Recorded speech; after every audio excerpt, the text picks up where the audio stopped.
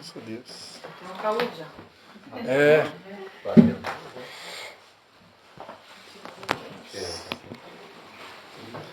Minha esposa já ganhou puxando a orelha da minha esposa, que ela disse, tu vai pregar com roupa de trabalho? Eu disse, mas eu... Já faz o marketing, né? Pois.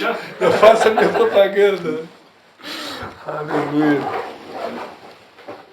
Ficou 7. Ficou 7. Depois eu falo um pouquinho sobre isso. Internacional, o negócio é nacional. Amém. É Chapecó, né? Chapecó. Ficou 7. O Júnior e a Josi foram meus primeiros clientes. Tá ali entre os primeiros, né?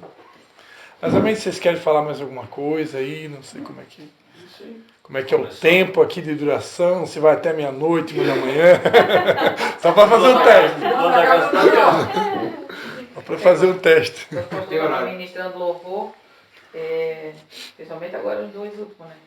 Essa imagem que me veio é como se o Senhor tivesse aberto o peito aqui, e aí ele tivesse arrancado, e daí eu vi o Senhor costurando os nossos corações, assim. E eu entendi, né, que se é alguma coisa que a gente tinha ainda com alguém, que a gente, né, caiu tudo aos pés da cruz do Senhor, né? Porque é um tempo novo, eu estou me sentindo bem em paz, assim, a gente estava bem triste esses dias e estou muito em paz, muito mesmo. E foi a imagem que Deus deu para nós. E tem uma outra coisa também, esse é do passado. Um dia, nós estávamos com o pastor Christian, nós era católico ainda, o pastor Christian, do nada lembrei isso agora, tá? O pastor Christian convidou nós para ir lá em Nova Trento, numa casa, que nós era católico. E eu estava com muito medo, assim, eu vou lá na casa dos crentes lá, fiquei pensando assim, a gente sempre amando a vida do pastor Christian, e aí nós fomos. Aí chegou lá, era na casa do seu Oscar. O seu Oscar até já é falecido, né, pastor? Sim, tá com o Senhor. Aí ele botou a mão assim no ombro do Júnior, eu estava assim no ladinho do Júnior, sempre grudadinho do Júnior. Daí ele disse assim, ó, não fica com medo não fica assustado com a palavra de Deus. Ele disse assim, vocês vão entrar em muitas casas com o pastor Christian. A primeira casa que nós estamos entrando junto com ele é essa aqui. E nós fomos lá, fomos umas 3 vezes, né, pastor? Porque a gente... Quem falou isso? O seu Oscar. Pô, tem uma memória boa, né? Então, não, do nada, eu nunca tinha lembrado disso e nunca tinha partilhado isso com o pastor Christian. E agora aqui, porque eu lembrei que o seu Oscar disse que nós íamos entrar nas casas do pastor Christian. E eu disse, Senhor, então essa casa é a primeira, né? Porque a gente nunca foi em algum lugar. E a gente desceu o morro junto, o pastor estava no carro com a gente. E é isso aí que eu queria partilhar. O Senhor deve ter alguma coisa mesmo. Então, estamos juntos, pastor. Amém. Amém, queridos. De fato, não só eu, como muitos outros profetas de Deus têm sido usados para anunciar realmente um novo tempo, né? Sei que todo mundo aqui, quem serve a Deus há muitos anos, já deve ter ouvido essa frase, né, de diversos pastores, profetas, apóstolos, mas eu sinto algo diferente. Realmente, assim, eu sinto que a gente está vivendo um divisor de águas, né? E Deus tem falado que a gente precisa, de uma vez por todas, esquecer as coisas que para trás ficaram, né? E realmente visualizar o futuro. Eu aprendi uma frase com a pastora Joyce Meyer, né? Que todo mundo já deve ter ouvido falar, né? Ela diz o seguinte, né? Aquilo que é enterrado vivo nunca morre. Então, quando tem alguma coisa na nossa vida que ainda não está bem resolvido, eu não posso enterrar, né? Se tem alguma coisa ainda, alguma pendência, seja no casamento, seja com amizade, com um colega de trabalho, ou com até mesmo uma autoridade, que não está bem resolvido ainda, tem uma coisa meio esquisita, eu vou precisar orar a Deus, pedir a direção do Espírito Santo, para que no tempo direcionado pelo Senhor eu possa ter uma conversa com essa pessoa, ou esse filho, essa filha, esse marido, essa esposa, que tem alguma situação que não está bem resolvida ainda do passado, para que a gente vá tocar na ferida e resolver de uma vez por todas. E uma vez que a situação é resolvida, então realmente eu tenho que superar isso, né? Porque tem pessoas que têm uma coisa chamada ressentimento, né? O que é ressentimento? É sentir novamente, né? Uma coisa que já é lá do passado, já foi resolvida, mas a minha alma, ela é problemática, né? A Bíblia diz que desesperadamente enganoso ou corrupto é o coração do homem, né? Então a alma, ela é doentia, ela às vezes ela quer pescar coisas que já pertencem ao passado, né? É a famosa história da mulher de Ló, né? Então, a gente tem que vigiar com isso, né? A palavra de Deus diz sobre tudo que se deve guardar, guarda o teu coração, né? Tem que guardar o coração. O coração, no Antigo Testamento, coração e mente, ou coração e alma, é quase a mesma coisa, né? Então, guardar o coração é cuidar dos pensamentos, né? Tudo que é puro, tudo que é amável, tudo que é de boa fama, se há algum louvor, se há alguma virtude, algum cântico espiritual, que sejam essas coisas que ocupem as vossas mentes, né? Então, a nossa mente ela tem que estar cheia de coisa boa, né? Se vir coisa ruim tentar entrar na minha mente ou no meu coração, né? Eu tenho que blindar. Eu não posso deixar. Eu só tenho direito, para encerrar, eu sei que isso é só a introdução, né? Não é a palavra da noite ainda, né? Eu só tenho direito de tocar em algum assunto do passado quando ainda não está bem resolvido, né? Aí sim, eu tenho que tocar para resolver, para realmente que haja uma cura, né? Mas uma vez que isso, pelo menos na minha vida, Deus tem falado, né, que é um novo tempo. É um novo tempo, é tudo novo. É tudo novo. É vida nova, tudo novo. Né? E eu estou aqui hoje, coincidentemente, ou deucidentemente, num lugar, num ambiente que está sendo novo para vocês também, pelo que eu estou percebendo, né? Para anunciar essa boa notícia, né? Que realmente Deus está marcando, né? Isso eu falo como igreja de uma maneira geral, né? Não é uma mensagem só para vocês aqui, né? É para a igreja. Deus está startando, né? Realmente uma nova fase. E grandes coisas estão por vir, né? Como dizia aquela música antiga do Fernandinho. Amém, queridos? Amém. Então isso é só uma... Eu não vim preparado hoje para dar um estudo bíblico para vocês, né? Deus colocou uma mensagem no meu coração, que é algo que a gente tem vivido ao longo dos anos, né? É bom de pregar aquilo que a gente vive, né? e é uma mensagem que Deus colocou no meu coração, eu diria assim que ela é sem dúvida alguma, uma das principais mensagens do Evangelho, né?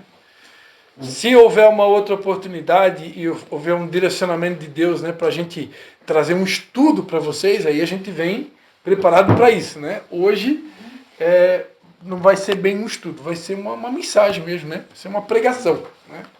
Mas eu estou dando essa explicação porque eu também dou estudo, né? Então, quando precisar, né? Inclusive no meu canal do YouTube tem inúmeros estudos lá. Tem estudo só sobre adoração, tem estudo só sobre... e vários assuntos lá. Princípios bíblicos, fundamentos da fé, escola de líderes, tem um monte de coisa lá. Mas já passa pro Júnior o link. Eu acompanho. O canal do YouTube. Também pode estar mandando mensagem para nós todos e até enquanto nós estávamos tomando café, agora é 6h30, o Júnior estava encantado com a palavra de hoje. Eu vou aproveitar só dar um parênteses rapidinho, né? Eu tenho vários amigos que eu mando mensagem por lista de transmissão. E isso para mim, eu vou dizer, vou abrir meu coração aqui com vocês, é algo assim que é dificultoso para mim, porque a impressão que eu tenho assim que é o chato, né? Chato que fica mandando mensagem. Mas eu já mandei mensagem para meus colegas perguntando se eles aceitam receber. Então quem é corajoso e disse que não aceita receber, eu já tirei da lista. Os demais eu quero crer que estão aceitando receber, né? Mas isso eu faço porque é um direcionamento de Deus, né? Amém. Eu não faço isso assim porque eu quero me aparecer, ou porque o pastor Cristian quer mandar mais mensagens do que todo mundo, porque às vezes eu mando de manhã, meio-dia, tarde e à noite. Mas é um direcionamento de Deus. Pode... eu estava vendo justamente isso aí. Eu estava vendo, eu não sei se é o Billy Graham ou é o... Qual é o Billy Graham e o outro? Aquele lá americano. O americano. Quem veio primeiro? Billy Graham ou eu tenho outro ali que evangelizou ele, que ele foi quase que por unção? Acho que foi o Billy Graham, que é um grande evangelista. Tem Jim Swagger, tem aquele que é muito usado em cura, o Benny Hinn. Benny Hinn é mais atual, né? É vivo ainda. Aí só que teve um evento que uma mulher foi em um culto, em um lugar, e teve um evento que, nossa, foi impactante e ela trouxe aquilo. E ela fez um evento para 3 mil pessoas. E foi muito poucas pessoas. Eu não sei a quantidade agora exata, mas foi poucas pessoas. E um aceitou Cristo. E foi o Billy Graham. Billy Graham. Acho que foi o Billy Graham. E o Billy Graham, quantas outras pessoas ele converteu, ele levou a mensagem, ele fez um trabalho excepcional, né? Então, o que aquela mulher fez, ela não fez e converteu várias pessoas naquele dia. Mas uma pessoa, ela conseguiu atingir quantas pessoas? Né? Então, tipo, às vezes uma mensagem dessa para alguém que vai, né? Pode ser que em 100 que vai a lista de transmissão, mas um aceitou, né? Eu tenho aproximadamente 7 ou 9 listas de transmissão com aproximadamente 200 e poucas pessoas em cada lista. Eu não sei quantos que recebem, porque a lista de transmissão, vocês sabem que se a outra pessoa não aceitar do outro lado, a mensagem não chega, né? E às vezes pode ter alguma falha ali do sistema mesmo, né? Mais uma palavra, até que outro dia eu gravei um videozinho bem curtinho falando sobre a parábola do semeador, né? O semeador saiu a semear, né? Então, na proporção ali da parábola do semeador, uma semente caiu na beira do caminho, a outra caiu entre os espinhos, outra caiu em terreno pedregoso, só a última semente ali que vai cair em terra boa, né? Então, na proporção, a gente tem que realmente lançar muitas sementes, porque o que vai cair em terra boa geralmente é um percentual menor, né? Então, o nosso papel como pregadores do Evangelho é espalhar semente, né? E o restante é com Deus, né? O restante é com Deus. Mas a gente vive, na verdade, debaixo de uma batalha espiritual, né? Para fazer esse trabalho, né? Mas Deus tem certeza que Ele há de nos honrar. Amém. Como já tem honrado, né? Só de estar aqui e receber um convite como esse, eu interpreto isso como uma honra, né? Porque para mim não existe privilégio maior, né? Ainda outro dia eu vi um irmão, ele estava citando uma passagem bíblica que eu gosto muito, acho que é um salmo, né? Que diz que os anjos desejaram fazer isso, né? Serem os pregadores do Evangelho. É desejo do coração deles, mas Deus não deu essa tarefa para eles. Deus deu para nós, né? Então imagina, os anjos queriam estar no nosso lugar. Por quê? Porque os anjos entendem que isso aqui é algo nobre, é algo valioso, né? Poder repartir a mensagem do Evangelho, né? Amém. Amém, queridos? Amém. Aleluia. Então, dizer para vocês, né, que é uma alegria, né? É uma alegria para a gente muito grande poder estar aqui. Não imaginava onde que eu ia estar, quantas pessoas iam estar, né? Mas fico muito feliz, né, pelo convite e podem contar com a gente, né? Hoje eu tenho um ministério que Deus me deu, se chama Vinde às Águas. Eu não abri esse ministério porque eu quis abrir, porque mais um pastor quis abrir uma igreja, para ter uma igreja diferente. Não, Deus me deu, né? Foi Deus que falou, foi Deus que disse que era para fazer, né? Então, por isso eu tenho um ministério que não é, vamos dizer assim, uma igreja tradicional, né? Não é a Batista, nem a Assembleia de Deus, né? Nem Quadrangular, né? Eu era um pastor da Igreja Batista e tinha um ministério de louvor, porque eu toco violão, minha esposa canta, toca, e a gente tinha uma banda na igreja, né? Que servia a Igreja Batista aqui da cidade de São João Batista, e a gente colocou o nome de Ministério Vinde às Águas. E quando a gente colocou esse nome, né? Isso no ano de 2004, há 20 anos atrás, eu nunca imaginei que um dia esse ministério ia ser uma igreja, né?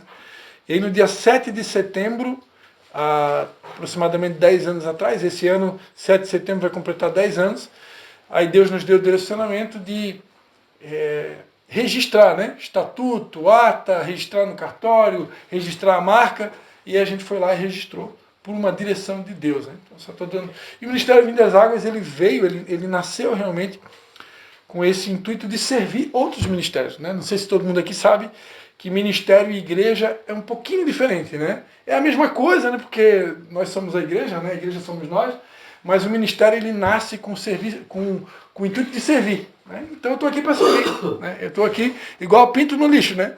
Porque é para isso que Deus nos deu o ministério, para servir outros ministérios. Então hoje eu tenho um grupo como esse que se reúne numa casa, na sexta-feira à noite, aqui na cidade de São João Batista também.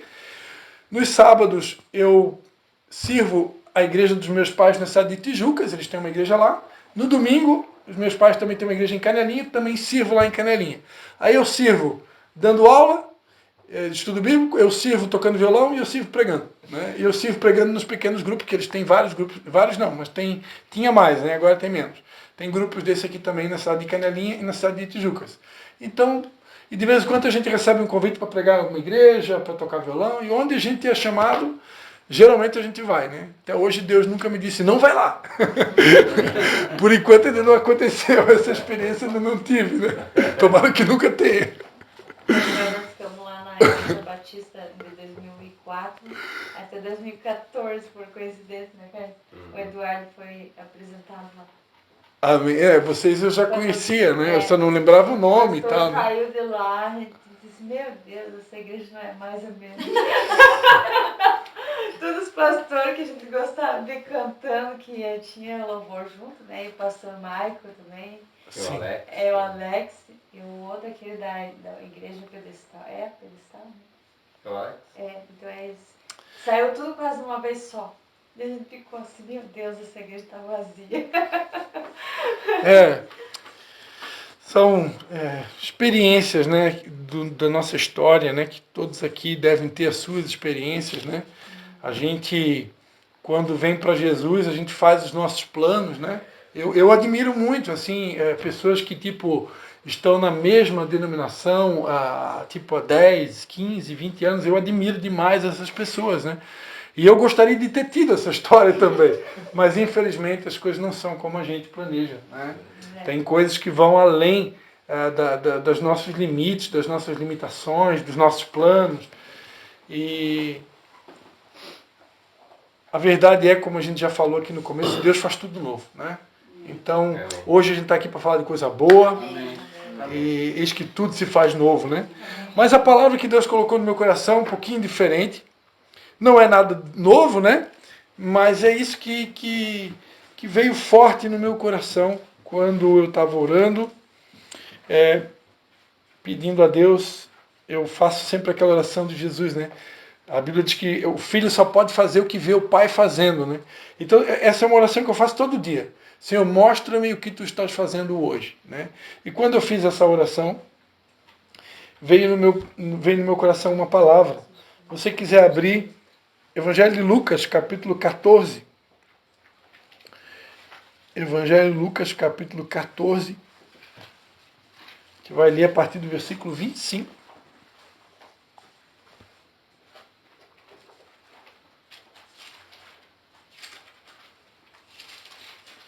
Depois eu vou pedir se alguém conseguir um copinho d'água para mim aqui, só para garantir. É que o meu ministério chama Vinde as Águas, então eu sou movido à água, entendeu? Eu gosto do chimarrão também, a água quente também é bom.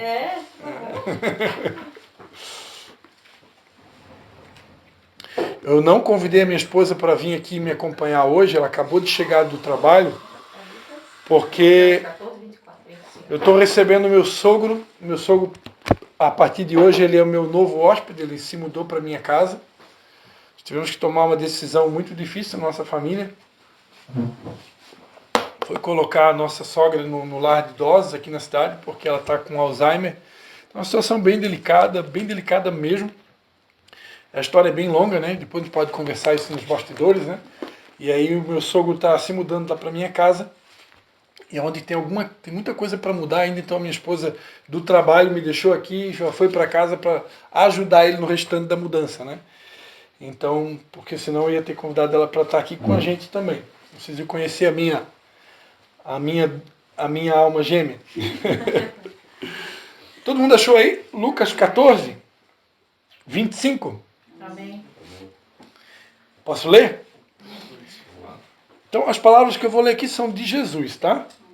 É bom quando a gente lê que já é o próprio Jesus falando, acho que é mais forte, né?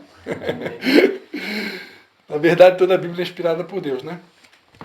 Certa vez, ia com ele grande multidão.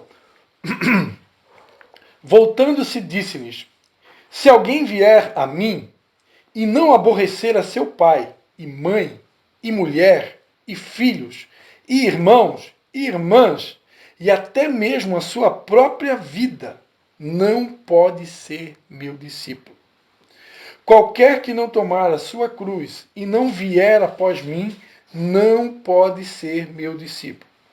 Se algum de vós está querendo edificar uma torre, não se assenta primeiro a fazer as contas dos gastos para ver se tem com que a acabar? para que não aconteça que depois de haver posto os alicerces, e não a podendo acabar, todos os que a virem comecem a escarnecer dele, dizendo: este homem começou a edificar e não pôde acabar. Amém? Vamos fazer mais uma oração? Amém. Pai, em nome de Jesus, Senhor, eu quero mais uma vez te dar graças por essa oportunidade, poder compartilhar a tua palavra. Mais uma vez eu quero declarar, Senhor, que eu dependo totalmente de ti. Eu quero te pedir que teu Espírito Santo tenha total domínio, controle sobre a minha vida, sobre esse ambiente. Fique à vontade, Senhor, nesse ambiente e ministra aquilo que o Senhor tem planejado para as nossas vidas na noite de hoje. Fala conosco, Senhor. Nós queremos ouvir a tua voz, Pai. Em nome de Jesus. Amém. Amém, queridos. Tu lá gravou hoje de manhã? Oi? O recadinho lá foi gravado hoje de manhã? O recadinho? Qual recadinho? O que passou ali no... Que era essa palavra aqui? Não. Não? Essa palavra aí, hoje eu não tive nenhum contato com ela. Só agora no chuveiro, quando eu estava tomando banho. Eu estava tomando banho. Tu recebeu essa em alguma outra... Não. Não, minha não. Minha não foi esse texto aí, não. Eu hoje, durante o dia, eu compartilhei outros textos, mas, embora que eu compartilhei uma pregação da antiga ali, que tinha como título Anne Cristine, Isso. mas eu não cheguei a ouvir, foi só uma direção de... Esse texto aqui? Direcionado aí. Eu sei que... Edificar entre os irmãos ali. Eu não cheguei a ouvir a mensagem, só Deus me deu uma direção, veio no meu coração de eu compartilhar ali por lista de transmissão uma mensagem que tem por título o nome da minha filha, né? E o nome da minha filha é um nome hebraico, né? Que é Anne Cristine. Anne em hebraico significa oração e Cristine é seguidora de Cristo. Aí eu fiz uma pregação inédita, o nome da pregação é o nome da minha filha. E aí eu preguei sobre o significado do nome da minha filha. Por que Deus me orientou a colocar esse nome dela? Cristine significa seguidora de Cristo, né? Não tem como seguir a Cristo sem tomar a sua cruz. E Anne em hebraico é oração. Então, o nome dela é seguidora de Cristo de oração. Então, quando eu coloquei esse nome nela, foi com o objetivo, assim como um judeu, quando coloca o nome do filho, ele deseja que o filho ele vivencie o significado do nome, né? Então, quando eu coloquei esse nome, eu e minha esposa, foi com o desejo que a minha filha, ela siga esse caminho, né? O caminho de Jesus, e que ela se torne uma mulher de oração, né? Eu estou falando assim, se torne, porque na intimidade dela eu não acompanho, então eu não sei, né, como que está o nível de oração dela hoje, né? Mas eu tenho certeza que se ela ainda não é tudo aquilo que a gente espera que ela seja, com certeza vai se tornar. Amém? Então, amados, o que Deus colocou no meu coração aqui para compartilhar com vocês hoje foi sobre renúncia, né? Essa palavra aqui que a gente acabou de ler, palavras do próprio Jesus, né? Ele deixa muito claro, ele chega a repetir 2 vezes, né? Ele chega a repetir a mesma frase, né? Se não fizer tal coisa, não pode ser meu discípulo. Aí depois ele dá mais uma deixa aqui, e se não fizer, não pode ser meu discípulo. Né? E eu aprendi que na cultura judaica, né, sempre que um judeu repete uma fala 2 vezes, isso significa uma ênfase. Né? Quando Deus diz Abraão, Abraão, né, Jacó, Jacó, Simão, Simão, sempre que ele repete 2 vezes, ele está chamando a atenção. Olha, presta atenção, porque é algo importante. Né? Ele está dando ênfase. É algo que ele está chamando a atenção. Né? Então, quando nós aqui, o brasileiro, como é que tu faz para chamar a atenção do filho quando tu quer chamar a atenção dele, Júnior? Tem alguma estratégia? O nome completo e aquela... e uma olhada. Né? O nome completo e uma olhada. Então, na nossa cultura tem um jeitinho também. Eu também, lá em casa, se eu chamar o nome completo é porque se prepara. Né? Então, aqui Jesus está chamando a atenção para alguns pré-requisitos de alguém que quer se tornar discípulo dele. Né? E na sequência, Jesus ele vai acrescentar, contando uma história, né? Que ele vai contextualizar para a nossa realidade do dia a dia. Ele vai, se algum de vocês aí, ele dá um exemplo clássico, né? Um exemplo que qualquer pessoa que entende um pouquinho de construção, se alguém aqui já construiu uma casa, né? Acho que todo mundo aqui, se não construiu, alugou, né? Mas imagina alguém aqui que já teve que construir uma casa, ou pelo menos assistiu à construção de uma casa. Só ele usa aqui a ilustração da torre, né? Se alguém de vocês, né, quiser edificar uma torre, quem é de vocês que não vai primeiro se assentar, é uma coisa meio lógica, né? Eu vou pegar uma calculadora, papel e caneta, eu vou fazer conta. Se eu tenho condições de terminar essa construção. Porque caso eu não termine essa construção, eu faço lá o financiamento, lá na PENC, lá quais são as outras lojas de material de construção que tem em São João, né? E eu não dou jeito de pagar, né, o material de construção que eu comprei, depois eu vou ficar com fama de velhaco, né? Vou ficar com fama de que o cara lá comprou, mas não pagou, né? Então, Jesus está dizendo, qualquer um que vai construir uma torre, primeiro ele pega uma calculadora, ele pega papel e caneta e ele vai fazer conta, para ver se ele tem condições de terminar a construção que ele começou, para não acontecer de alguém passar lá na rua e ver, aquele camarada lá começou a construir, mas não deu jeito de terminar. Ou seja, vai pagar mico. Não sei como é que fala na linguagem do gaúcho. Aqui fala pagar mico é passar vergonha. Passar vergonha. Né? Passar vergonha. Então, olha só, queridos. Eu confesso para vocês que durante muitos anos eu conheci essa passagem bíblica. É uma passagem muito conhecida, ela é usada até para pregar em curso de finanças, né? Finanças bíblicas, pregadores que pregam sobre finanças, sobre administração financeira, sobre mordomia, usam esse texto bíblico para ensinar, né, sobre mordomia a financeira, finanças bíblicas e tal. Mas eu confesso para vocês que eu nunca tinha conectado esse texto com o anterior. Né? E através do meu mentor espiritual, que eu já também tenho um pastor sobre a minha vida, é que eu fui fazer a conexão. Né? E olha só a conexão, queridos. Jesus está dizendo aqui que seguir ele, seguir os passos dele, decidir. Não, eu decido seguir Jesus. Eu estou tomando uma decisão hoje de seguir Jesus até o último dia da minha vida. Será que tem alguém aqui que algum dia fez alguma oração assim, parecida como essa? Alguém aqui que algum dia fez uma oração, Senhor, eu vou te seguir, custe o que custar, até o meu último dia. Será que alguém aqui já fez essa oração? Normalmente lá no batismo, alguém aqui já se batizou nas águas? Né? Quando a gente se batiza nas águas, normalmente, dependendo da pessoa que te batizou, ela vai te levar a fazer uma profissão pública de fé. Né? Onde você vai ali assumir um compromisso de seguir Jesus. Normalmente o batismo tem essa finalidade. Você desce nas águas, ali você está sepultando o velho homem. Geralmente quem batizou nas águas, não sei se todo mundo aqui foi com imersão, né? Então a imersão ela tem esse significado. Significa que o velho homem está sendo sepultado e simbolicamente, é um ato profético, né? Está ressurgindo das águas um novo homem que vai viver uma nova vida, né? Que vai deixar o velho homem para trás. Né? Se eu fumava, não fumo mais. Se eu bebia, não bebo mais. Se eu gritava, não grito mais. Se eu era mentiroso, não vou mentir mais. Né? Se eu era estúpido, grosso, que nem um cavalo, desculpa aí, não vou ser mais. Né? Então, é uma nova vida. Né? A Bíblia diz que aquele que está em Cristo é uma nova criatura. As coisas velhas se passaram.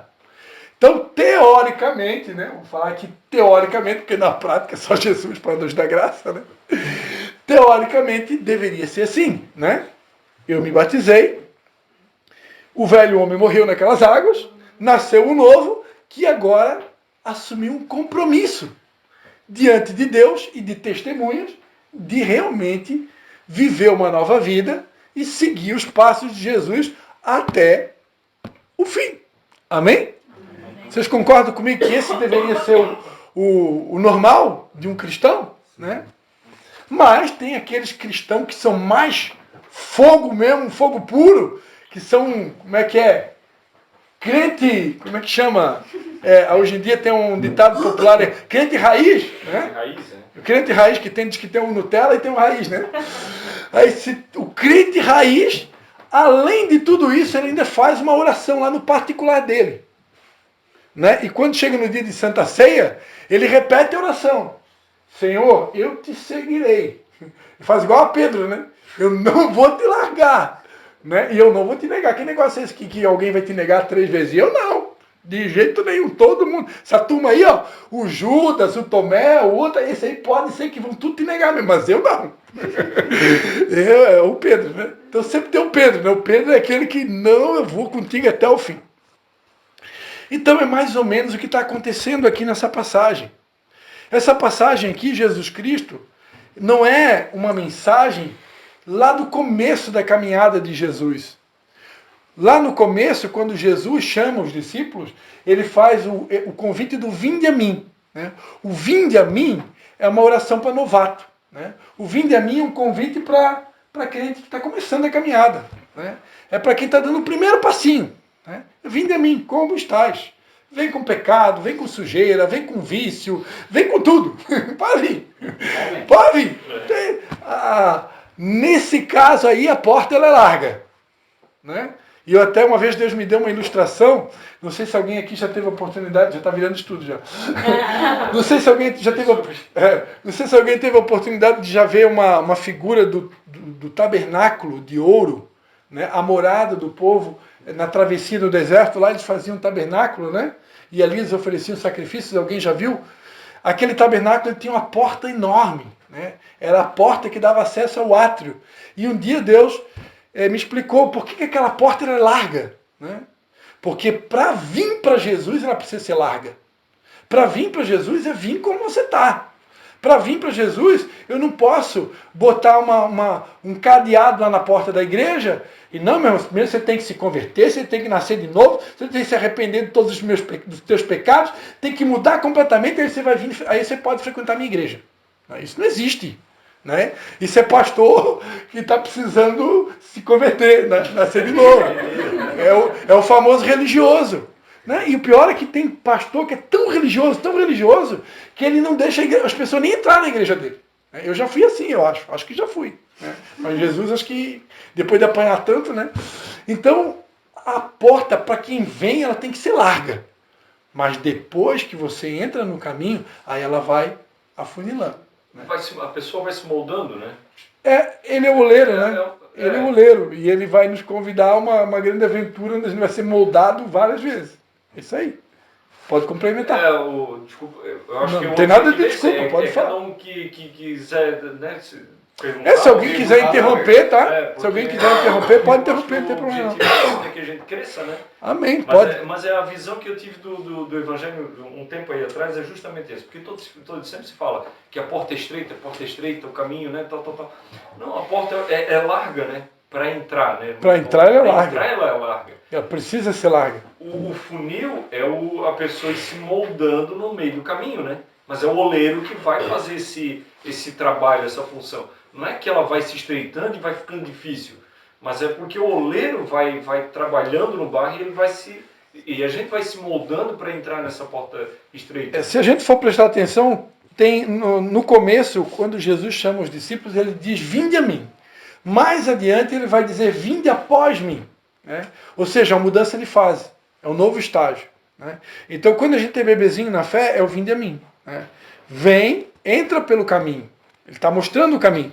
Mas depois chega uma hora que ele vai vir após mim. Ou seja, agora eu vou te levar para um novo nível. Para chegar nesse novo nível, agora vai começar algumas renúncias maiores. Né? Porque o texto aqui está falando de renúncia. E a caminhada com Jesus ela é uma caminhada de renúncia até a volta de Jesus. O detalhe é que Deus é tão bom que Ele conhece a nossa estrutura, Ele lembra que a gente é pó, Ele nunca vai pedir para a gente algo além do que a gente possa dar. Ele nunca vai pedir tudo de uma vez só. Ele sabe que a gente não aguenta. Né? Então Ele pede sempre uma coisa de cada vez. Para cada estágio da nossa vida, Ele vai pedir algo. Quem está sincronizado com o Espírito Santo, né? Deus, cada estágio, Ele vai pedir alguma coisa. E para mim poder ir para um novo nível, Ele vai pedir uma outra coisa. Mas é sempre uma coisa de cada vez. Nunca vai ser nada assim... milhões de coisas ao mesmo tempo, né? Pode falar. Não, ele nunca vai pedir algo que seja acima do nosso limite. Acima do nosso limite, exatamente. Ele sabe até onde a gente pode suportar. Né? Dentro daquilo que a gente pode dar naquele momento, né? Embora que às vezes a nossa alma ela grita, né? Dependendo do nível de renúncia. Dentro do limite, né? Tipo, dentro do limite. Deus me pediu algo impossível para mim. Não, tipo, um tempo aí atrás eu estava falando com uma pessoa e ela usava que o local onde ela estava, a casa e tal, era meio que opressor. Então ela tinha uma necessidade de sair daquele lugar. Aí eu estava questionando justamente sobre isso. Quando Deus vai fazer algo que a tua felicidade ou a tua libertação vai ter que sair daquele lugar, e às vezes a pessoa tem que contrair uma dívida, contrair algo que esteja fora do limite financeiro, do limite da pessoa, para essa felicidade ser alcançada. Compreende? Se puder repetir para mim novamente. Eu moro lá na minha casa, tá, beleza. Mas ali o pai e a mãe, então, ele mora embaixo. E às vezes o pai parece ser opressor. Eu e a Josi nós estávamos conversando sobre isso. Só estou dando um exemplo. Né? Às vezes ele fala alguma coisa no serviço que eu peguei, alguma coisa assim. Ah, não, mas então eu tenho que sair daqui para ser feliz, ou para ser liberto, ou para ganhar, para mudar de nível, estágio e tal. Mas isso vai depender de eu ter que alugar um lugar e tal, ou comprar outra casa, e isso vai sair fora do meu orçamento. Vai me tirar fora do meu limite. Sim, né? Exatamente. Deus não vai permitir que isso aconteça, né? Ele vai permitir que aquele local se transforme em uma bênção, né? Porque tem muita gente que usa isso como fuga. Não, aqui não está legal porque tem uma opressão e tal. Mas Deus sabe o limite da pessoa e não, ali é o teu lugar, então transforma aquele lugar numa bênção. Uma coisa que até eu comentei um dia com o Júnior, né? O mesmo texto em Abacuque, que é um texto muito conhecido, que é um texto muito usado, foi usado por Martinho Lutero, né? Um dos versículos talvez mais conhecidos da Bíblia, né? Que fala que o meu justo viverá pela fé. O mesmo versículo, o anterior, diz assim, ó. Eis que a sua alma se incha e não é reta nele, né? Ali está falando de soberba, né? Então, um texto que fala de fé, ele está acompanhado de uma frase que fala sobre soberba. O que significa isso? Significa que existe um limite entre a fé e a soberba. Vou explicar para vocês. Eu tenho fé para comprar um carro novo, mas até onde vai o meu limite? Até quanto eu posso pagar de prestação se eu vou comprar por prestação? Então, até ali vai a minha fé. Se eu quiser comprar uma prestação acima do que eu vou dar jeito de pagar, aí já é soberba. Ou seja, eu estou querendo viver uma coisa que não é para mim. Eu estou querendo dar um passo maior que a perna. Ah, mas será que isso não é falta de fé? Não, isso não é falta de fé. Isso é prudência. E reconhecer o meu limite. Né? Reconhecer o meu limite não quer dizer que falta de fé. Falta de fé é quando Deus manda fazer uma coisa e mesmo Deus mandando você não faz. Né? Por medo. Por medo. Aí é falta de fé. Né? Agora, reconhecer o teu limite e respeitar ele, ok, é isso aí. Né? É isso aí.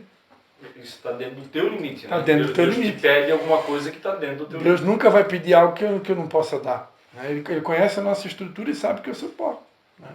Ele sabe que quando ele pede, ele sabe que a gente consegue. Né? Senão ele não pediria. Né? Amém, queridos? Então, voltando aqui, como eu estava falando para vocês, eu nunca tinha feito a conexão do texto, né? Dos versículos anteriores para os versículos posteriores. E esse texto que fala sobre que ninguém que vai construir uma torre, nem vai edificar uma casa, primeiro não senta para fazer conta. O que Jesus está falando aqui, conectando com os versículos anteriores? Jesus está dizendo o seguinte para nós. Se algum de vocês quiser realmente me seguir, pega papel e caneta primeiro e faz conta. Faz conta se tu vai dar conta. Se tu vai aguentar realmente. Se tu vai dar conta de me seguir. Porque Jesus aqui ele já estava num estágio aqui que ele já estava levando, era um novo nível para os discípulos. Era uma nova fase. E nessa fase eles iam precisar fazer conta se realmente eles queriam isso para a vida deles. Se realmente... Porque até um tempo na caminhada, Jesus está ali multiplicando peixe, fazendo milagre, né? E é só bênção.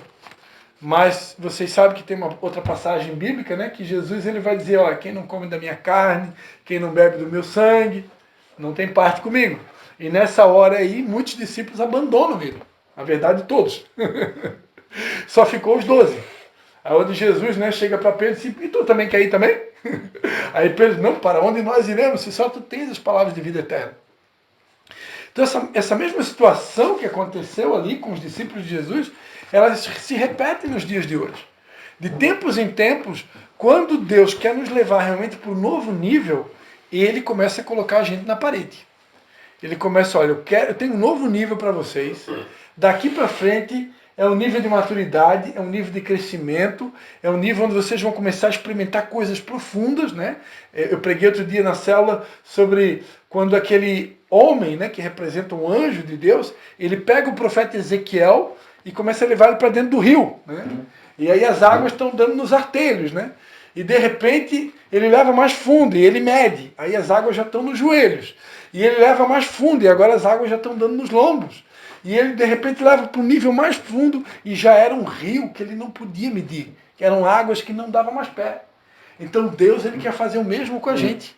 Ele quer nos levar para águas profundas. E eu entendo que pessoas que querem estudar a Bíblia, elas querem isso, elas querem as águas profundas, elas querem as profundezas de Deus, elas querem mergulhar no profundo, né? Só que esse profundo, Jesus está falando aqui. Quer isso mesmo? Tem certeza absoluta? Pega papel, caneta e começa a anotar aí. Primeiro, se você realmente quiser me seguir, você vai ter que estar disposto, em primeiro lugar, a aborrecer o teu pai e aborrecer a tua mãe. É a primeira coisa que você tem que botar no papel, né? Você está disposto?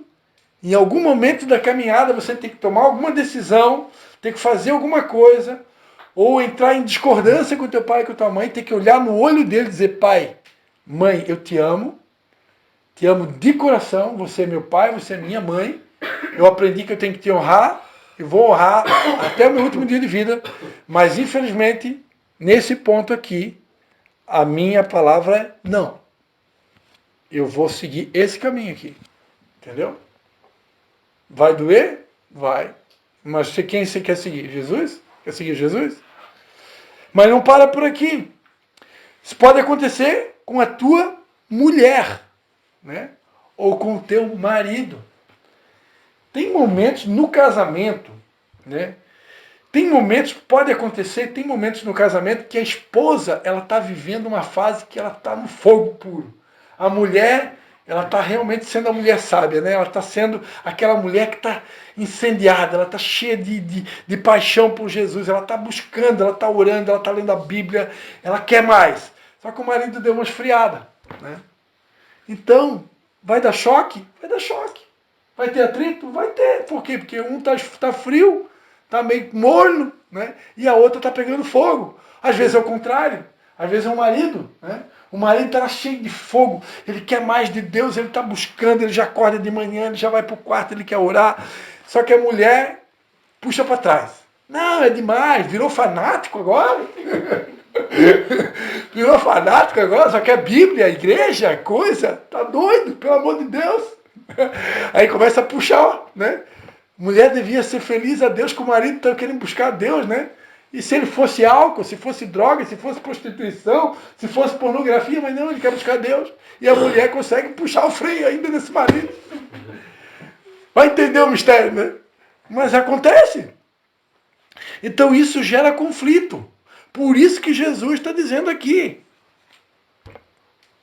E quando vier o conflito, você está disposto? Né? Só que eu já vou abrindo um parênteses, querido, que e esse parênteses aqui é muito bom, tá? Presta atenção no parênteses, que esse parênteses vai ser muito bom. Vai ser relaxante. Quando eu lia textos como esse pela primeira vez na Bíblia, pelas primeiras vezes na Bíblia, na vida que eu lia texto como esse, né? Eu meio que me desesperava e ao mesmo tempo...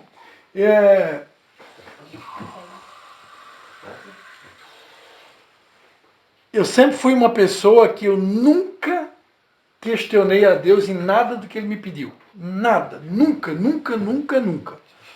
Por mais difícil que foram alguns pedidos que Deus já me fez, né?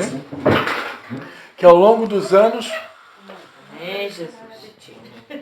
se eu pudesse escrever, obrigado, querido, se eu pudesse escrever num caderno, né? Se Deus me desse essa bênção aí de tirar um dia só para botar no papel tudo que a gente já abriu mão para poder seguir a Jesus, eu creio que ia dar quase um livro, né? E eu nunca questionei a Deus. Eu cometi um erro. Muitas vezes, obedeci a Deus tão imediatamente que não deu tempo nem da minha esposa respirar. E aí eu acabei prejudicando um pouco, né, o relacionamento por falta de sabedoria. Hoje, com mais maturidade, eu entendo que quando Deus pede algo pra gente, se é casado, ora a Deus, pede a sabedoria de Deus, para no tempo certo, na hora certa, no dia certo, você vai conversar com o teu cônjuge, né? E você vai compartilhar o que Deus está direcionando, o que Deus está pedindo, para suavizar a coisa, né? E a gente, às vezes, por falta de sabedoria, Deus falou, já estou fazendo. Né? E a gente é meio trator, né?